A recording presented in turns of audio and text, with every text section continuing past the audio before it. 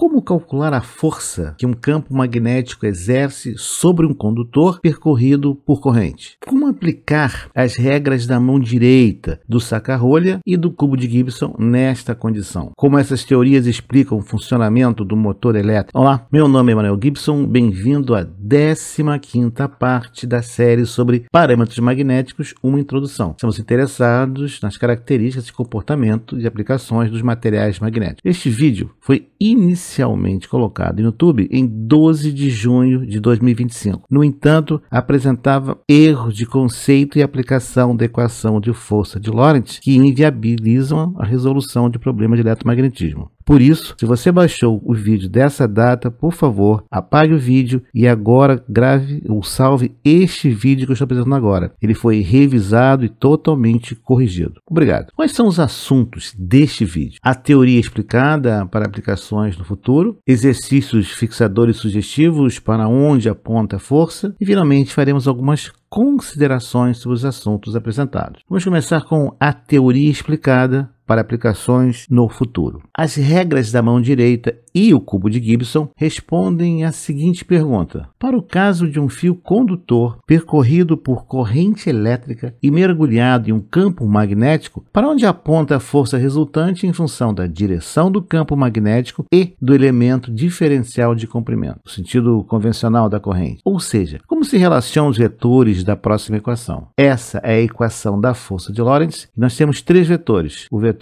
força magnética, o vetor diferencial de comprimento e o vetor indução magnética. São esses três vetores da equação. O quarto parâmetro é o I, que é a corrente. Em termos de módulo, nós temos que a força magnética é dada por B vezes I vezes L, seno de θ entre dl e B. Já apresentamos esses diversos parâmetros ao longo da série de vídeos, apenas para uma recordação, estão sendo apresentados aqui. Regras da mão direita. Observe, está no plural. Quando se usam? Como se usam? Que informações fornecem? A regra é clara. Estica o polegar, indicador e dedo médio da mão direita, formando inicialmente ângulo de 90 graus entre si. Mantenha os demais dedos curvados. O polegar indica a direção da força F. O dedo indicador indica a direção do elemento diferencial de comprimento orientado dl ou o sentido convencional da corrente I. São iguais. O dedo médio indica a direção do campo magnético, a indução magnética B. Repita 10 vezes em voz alta. Corrente não é vetor. Neste primeiro exemplo, nós temos o campo magnético vindo na sua direção, a indução magnética, a corrente indo para o lado esquerdo da tela e, como resultante, a força está para cima. Vejamos, indicador IDL, dedo médio B e o indicador força. Temos aí a regra da mão direita aplicada com o cubo de Gibson. Esse é o vértice. Por que o dedo indicador aponta para a corrente? Não deveria ser para o vetor DL? Sim, o certo seria, na verdade é. Só que é muito mais fácil desenhar apontando para o sentido convencional da corrente. Afinal, em motor de corrente contínua, supõe-se que se saiba para onde a corrente aponta ou com uma fonte ligada. Os vetores B e DL têm que estar 90 graus? Claro que não. O ângulo θ DLB pode assumir quaisquer valores entre 0 graus e 180 graus. Nesses dois casos extremos, já que o seno de 0 graus é igual ao seno de 180 graus, que é igual a 0. Veja na equação, seno de θ. Um valor interessante para θ DLB é 90 graus, quando a força resultante é máxima, já que seno de 90 graus igual a 1. Nesse caso, a força magnética é máxima quando θ é igual a 90 graus e é dada por B vezes I vezes L. Sempre vai ser um paralelepípedo reto, o cubo, meio esticado quando dl é frente de 90 graus. E as regras da mão direita, do saca-rolha e do cubo de Gibson sempre continuam válidas para essa situação. No exemplo 2, agora temos a corrente, lado esquerdo da tela, a indução magnética vindo na tua direção e, mais uma vez, a força apontando para cima, vértice. Exemplo 3, veja a corrente agora apontando para dentro da tela. O campo magnético, a indução magnética para a esquerda da tela e resultando em força magnética para cima, apontando para cima. Corrente entrando na tela, campo magnético para baixo, força agora na direção esquerda da tela. A força F está abaixo do valor máximo quando o ângulo DLB é menor do que 90 graus. A força F também está abaixo do valor máximo quando θ DLB é maior do que 90 graus. Duas situações. O máximo é quando exatamente 90 graus. Parabéns! Você agora está quase dominando a primeira regra da mão direita no eletromagnetismo. Mas não se esqueça de sempre praticar, dentro e fora do cubo. Existe outra regra da mão direita? Sim, existe. É a regra da mão direita espalmada. Veja na figura.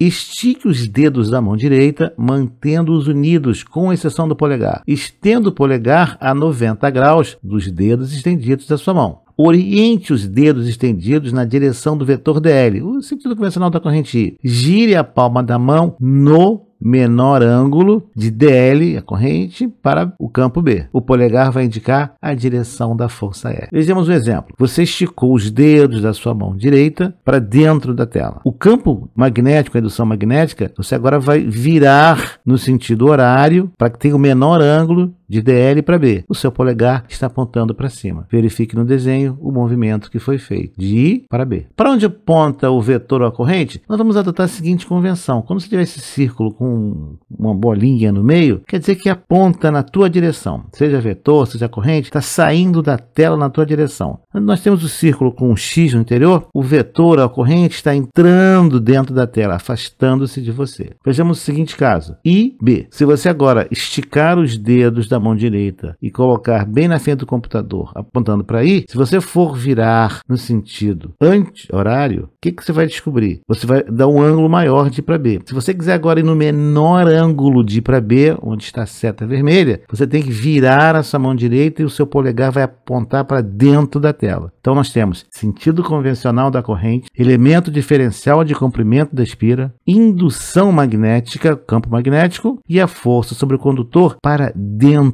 da tela. Essa é a direção que você tem, de I para B, seguindo o menor ângulo. Observe que a força exercida ao longo de toda a extensão do fio condutor mergulhada no campo magnético. A direção é dada pelas regras da mão direita ou do saca-rolha para dentro da tela. A intensidade é dada por B vezes I vezes L, seno de θ, que é o ângulo entre DL e B. Menor ângulo. No caso agora, você vai esticar os dedos da sua mão direita na direção de I. E você agora vai rodar indo para B. Agora vai indo de I para B. Ora, para onde está apontando o seu dedo polegar? Na sua direção. Então veja, sentido convencional da corrente, elemento diferencial de comprimento da espira, indução magnética e agora força sobre o condutor para fora da tela, na tua direção. Veja que a seta ela vai rodar de I para B pelo menor ângulo. A força é exercida sobre toda a extensão do fio condutor mergulhado no campo magnético. Embora tenhamos algumas 5 linhas de indução magnética, 5 pontos de força, é sobre toda a extensão de comprimento do fio condutor. A direção é dada pelas regras da mão direita ou do saca-rolha para fora da tela. A intensidade é dada pela equação F magnético, a força magnética, B vezes I vezes L, seno de θ, que é o ângulo entre DL e B. Fizemos agora alguns exercícios fixadores e sugestivos. Para onde aponta a força? Vamos começar exercício 1. Vamos usar a regra do saca-rolha? Você agora vai colocar o seu saca-rolha nessa face esquerda do cubo. Para você rodar de I para B para o menor ângulo, você vai rodar o seu saca-rolha no sentido horário. Agora você está entrando com o saca-rolha. Logo, a força aponta para a esquerda. Exatamente. Pode fazer também usando a regra da mão direita, qualquer uma das duas, e você vai ver que todas elas vão confirmar esse resultado. No nosso próximo exercício, agora nós temos I, B na face, no topo do cubo. Então, se nós esticarmos os nossos dedos da mão direita, seguindo I, e virarmos para B, vai torcer um pouco a mão e o pulso, né? Você vai apontar para onde? Exatamente, para baixo. I para B. A força aponta para baixo. No próximo exercício, muito simples, estique os seus dedos da mão direita para a esquerda, né, na tela, e rode para B no menor ângulo. Onde é que está seu polegar apontando? Exato, para cima. Vamos colocar embaixo para facilitar o desenho. Só isso. Aí o sentido de rotação. No próximo exemplo agora, nós temos I e B. Como é que você vai fazer agora? Para onde é que vai a força? Exato, para a esquerda. Pode usar o saca-rolha, por exemplo. E a situação agora? Estique os dedos para I, mão direita, rode no menor ângulo para B. Seu polegar está para onde? Exato, para a direita. Então, nós podemos deslocar esse I e B para manter dentro do cubo ou não, como você preferir. Próximo exercício, I e B, já conhecido, nós vimos em cima, agora vamos ver na parte de baixo, na base, a força apontando para cima. Vá praticando sempre com regra da mão direita, dos 3 dedos, a mão direita espalmada, ou cubo de Gibson, ou o saca-rolha. Próximo exercício, esse é fácil, você vai esticar o seu braço para a direita,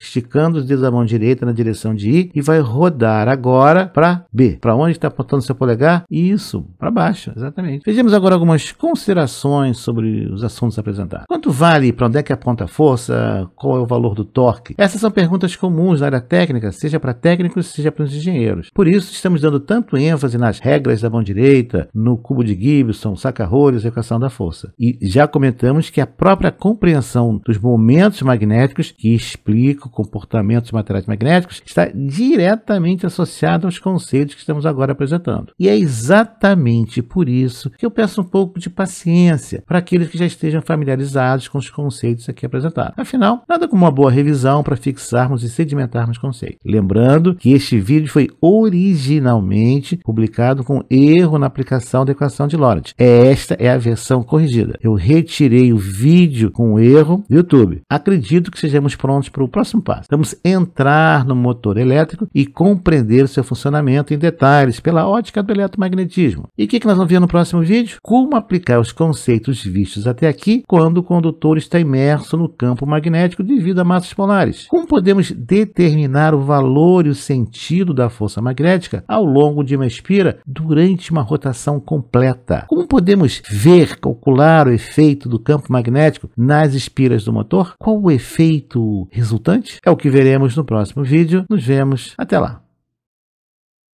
Obrigado por ter assistido a este vídeo. Deixe o seu like, inscreva-se no canal, acione o sino e seja notificado dos novos lançamentos semanais.